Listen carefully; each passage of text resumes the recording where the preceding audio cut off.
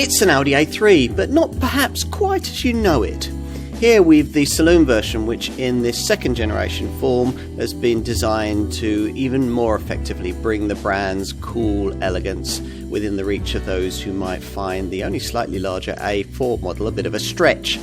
We all like the idea of good things in sensibly sized packages. In essence, that's what this is. There's now a completely digitalised interior and cutting-edge infotainment, plus more unique light signatures, various electrified engines, and a suite of innovative assistance systems enveloped in a completely redesigned, yet immediately recognisable body.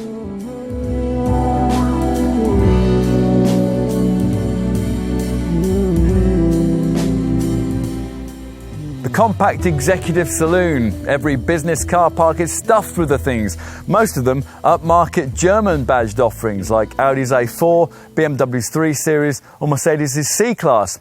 Cars of this kind are now generations old and they've got progressively larger, more sophisticated and more expensive. So much so that room has been created for a market sector to slot in beneath them. A segment with 4-door saloons offering pretty much exactly the same thing, but in a slightly more compact form. Cars like this one, Audi's A3 Saloon. The Ingolstadt brand first launched this model in our market in 2013 and from the start was well aware of the need to sell this one carefully. After all, it's traditionally been true that any 4-door smaller than something A4, 3 Series or C-Class sized tends to get pretty much ignored on these shores. So the marketeers had to pitch this 3-box A3 as offering almost everything a buyer might get in their fully-fledged A4 model, just in a marginally smaller package.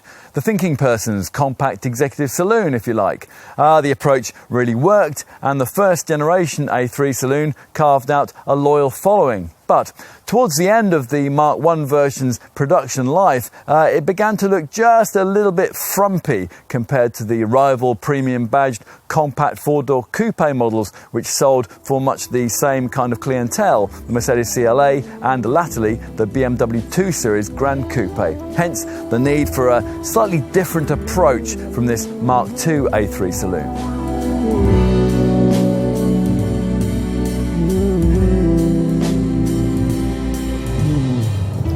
Take a glance at the power plant lineup and on initial inspection at least, you won't find anything particularly shocking if you happen to be familiar with it from before. The keynote mainstream engine is the 35 TFSI variant's 1.5 litre petrol unit with 150 PS. It's offered in conventional form with a manual gearbox, but it now gets Audi's 48 volt mild hybrid tech if you order it with the 7-speed S-tronic automatic transmission that most A3 Saloon customers want. It's the other mainstream engine option we're trying in the 35 TDI model on test here, another 150 PS unit, a 2-litre TDI diesel that has to be had with the S-tronic Auto. You can also talk to your dealer about a couple of lesser petrol and diesel power plants. In the base 30 TFSI variant, a 1-litre 3-cylinder turbo petrol engine with 110 PS. Again, it gets a mild hybrid tech if you order it with the S-tronic Auto. And in the base black pump fueled version, the 30 TDI, a detuned 2-litre TDI diesel with 116 PS.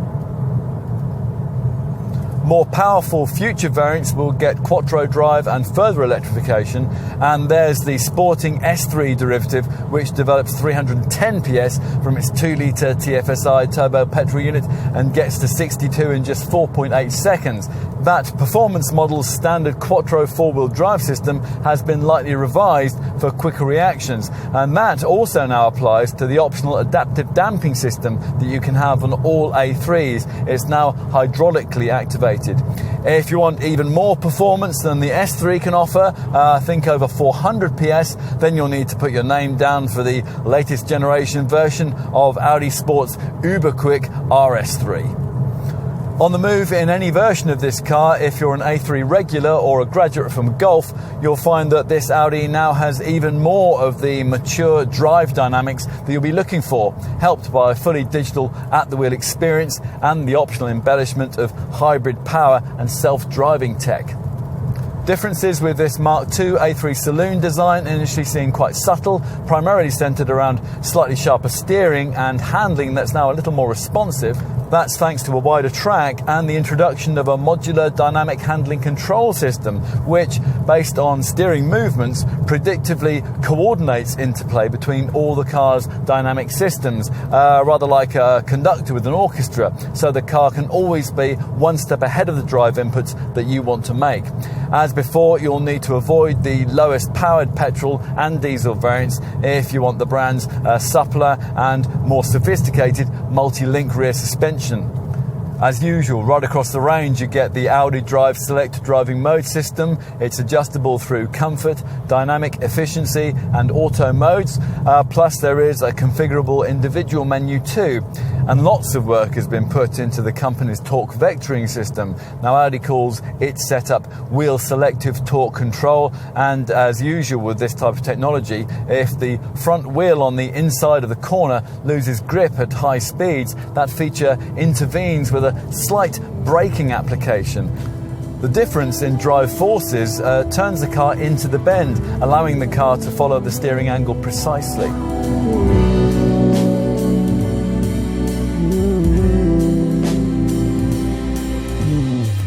In a market where it competes with four-door coupe designs like the Mercedes CLA and the BMW 2 Series Gran Coupe, it was essential that this second-generation A3 Saloon look a little more dynamic than its predecessor. And it does. In contrast with the A3 Sportback, the Saloon's body line continues in a straight line up to the rear bumper. This emphasises its length, 15 centimetres longer than the Sportback, and makes for elegant proportions in profile. The concave surfaces under the broad body shoulder further accentuates the shape's rear quattro blisters and the lower sills, while the roofline, which tapers down from the B-pillar and finishes in a spoiler on the boot lid, draws inspiration from coupe design. Now this Mark II model A3 Saloon is sleeker than the old car. The aero CD factor is down from 0.29 to 0.25, and it's a little larger than its predecessor too, 4 centimetres longer, 4.5 metres in length, plus it's 2 centimetres wider and 1 centimetre taller. As usual on an Audi, the frontal focal point is the large single-frame grille, flanked here by trapezoidal LED headlight units, under which are LED daytime running lights with specific light signatures which differ by model. At the rear, width is emphasised by this lower diffuser with its trapezoidal tailpipes and by these flatter LED tail lamps, which now have a vertical light design which complements these tailgate shut lines. Now, if you happen to be familiar with the previous generation A3 Saloon, you might not expect much in terms of interior space change here, given that the wheelbase is the same as that old car, but the slight expansions in width and height have improved elbow room, and thanks to a repositioned driver's seat, that's added an extra 2 centimetres of front headroom. As with the Mark IV A3 Sportback, there are big changes in the cockpit, which gains this minimalist auto gearshift lever and the digitalised black panel technology lately introduced into most of the company's other models. A 10.1-inch centre dash MMI display is standard, and it can be used to adjust the settings of the media selection, navigation and extensive Connect services. Also standard is a 10.25-inch virtual cockpit digital instrument cluster we first saw offered as an option on the previous model. A larger 12.3-inch version of this display is also available. In the rear part of the cabin, as before, there's reasonably comfortable space for a couple of adults, but there's slightly more shoulder room than there was before. A 6-footer can sit behind an equally lanky driver, but it is a fairly snug fit, and as you'd expect on this class of car, 3 across the back here only really works if the people concerned are of school-going age. This high-centred transmission tunnel certainly doesn't help in that regard. A pair of modestly proportioned adults would enjoy reasonable comfort though, and that'll be helped by a small 3mm increase in elbow room this time around, and it all feels very premium with this white-stitched black leather.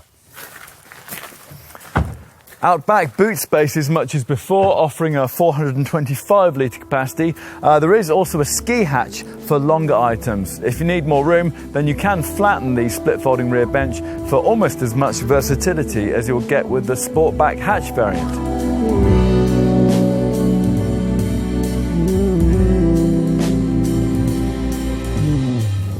At the time of this test in autumn 2020, prices were starting from around £24,400 for the base 30 TFSI Sport model with manual transmission, and they were rising to just over £31,000 for the 35 TDI S-Line S-Tronic. Those prices look very competitive against this car's most obvious premium badged small sedan rival, the Mercedes A-Class Saloon, and they undercut coupe-like compact saloons like the Mercedes CLA and the BMW 2 Series Gran Coupe. Of course, the more powerful versions cost quite a lot more. You'll need around £37,500 for an S3 Saloon. All of this means a premium of around £570 if you want this Saloon rather than the more usual alternative 5-door Sportback body style. As for trim options, well, for mainstream variants there are Sport, S-Line and Vorsprung spec levels. Whichever one of those you choose, you'll be getting plenty for your cash. To name just a few things: full LED headlights, alloy wheels of at least 17 inches in size, the Audi Drive Select driving mode system, twin leather upholstery, climate control, rear parking sensors, and the 10.25-inch Audi Virtual Cockpit digital instrument binnacle screen. There is a top-line standard of infotainment too, accessible via the 10.1-inch MMI Navigation Plus central screen. This MIB 3 generation MMI system has 10 times more computing power than that setup did in the previous model.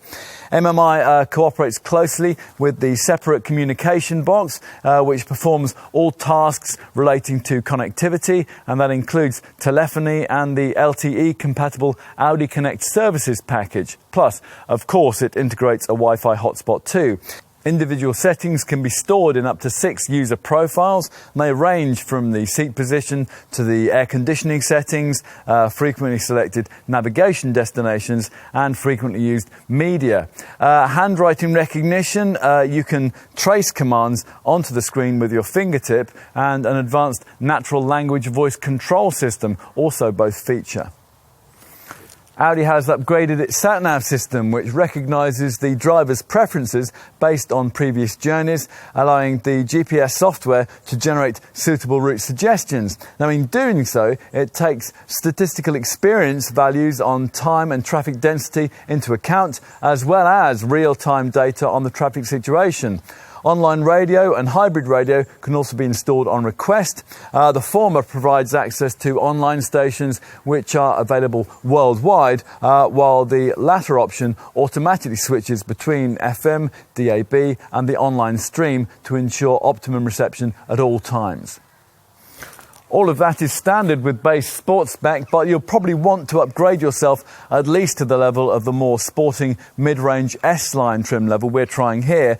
This gets you larger 18-inch 5-arm dynamic alloy wheels, rear privacy glass, chrome tailpipes and an S-Line styling pack, which includes S-Line themed bumpers and a body-coloured front spoiler lip, plus a black finish for the rear diffuser, the front and rear side inlets, and for the honeycomb-structured front grille. At this level in the range, you also get all-weather headlamps with dynamic beam adjustment and upgraded daytime running lights too. Plus, there's dynamic scrolling rear indicators and also sport suspension. That figures at this level in the range too, lowered by 15mm. The cabin of an S-Line spec A3 Saloon, meanwhile, is lifted by sports front seats with a smarter upholstery package. It's a combination of both real and artificial mono pure 550 leather, and that features contrasting stitching and S backrest embossing. At this level, you also get aluminium dash inlays, stitched leather armrest for the front and the rear, black cloth headliner, stainless steel pedals, illuminated door sill plates and an LED interior lighting pack too, which gives the cabin a really classy feel at night. Onto standard safety kit, as well as the usual airbags, e-core safety setup and electronic aids for traction, braking and stability. All variants get Audi's pre-sense front autonomous braking system. Plus there's a collision avoidance assistant too that can help you with steering torque and braking to steer around a critical obstacle. And lane departure warning makes the team sheet. That'll alert you if you drift over the lane delineating lines before applying light steering torque to ease the car back to where it ought to be.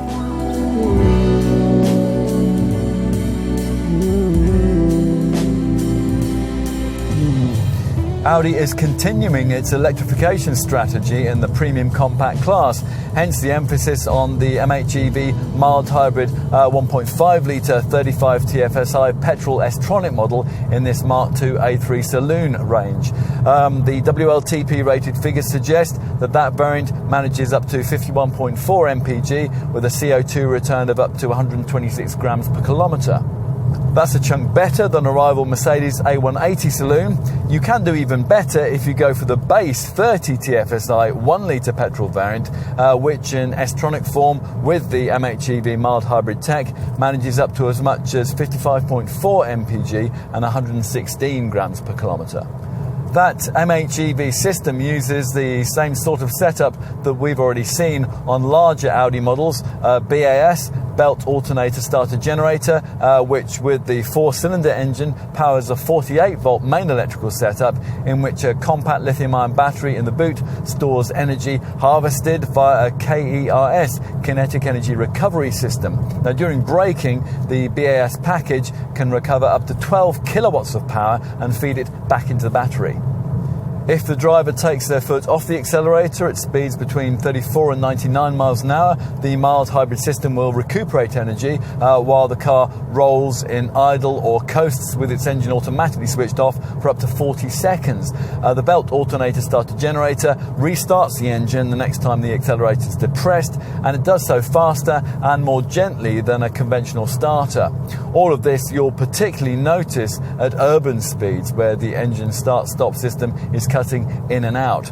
The start-stop range begins at just under 14 miles an hour, so you will often find the car coasting up to the end of a traffic queue, a traffic light or a level crossing.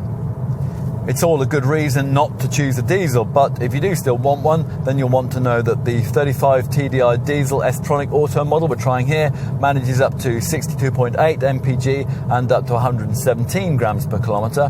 The best you'll do in an A3 Saloon diesel is with the base 30 TDI variant, which with a 6-speed manual box manages up to 67.3 mpg and up to 109 grams per kilometre. We'll finish by covering the warranty. All cars in this class get 3 years of cover, but whereas BMW and Mercedes don't limit your mileage in that period, Audi rather meanly restricts you to 60,000 miles. Optional extra cost packages can extend the cover to either 4 or 5 years and 75,000 or 95,000 miles respectively.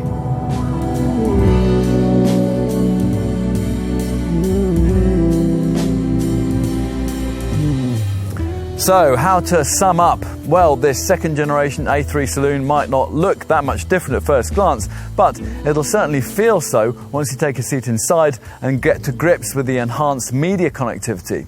We also think the introduction of the extra electrified engine technology is very significant.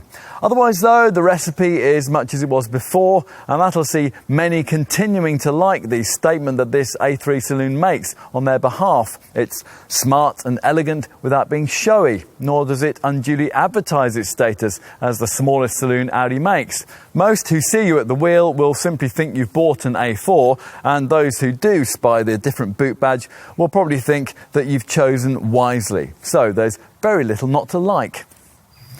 Unless you were looking to make some sort of style statement. Now, this car won't turn the heads of passers-by like a rival Mercedes CLA or a BMW 2 Series Gran Coupe, but then that very discretion is a fundamental part of its appeal.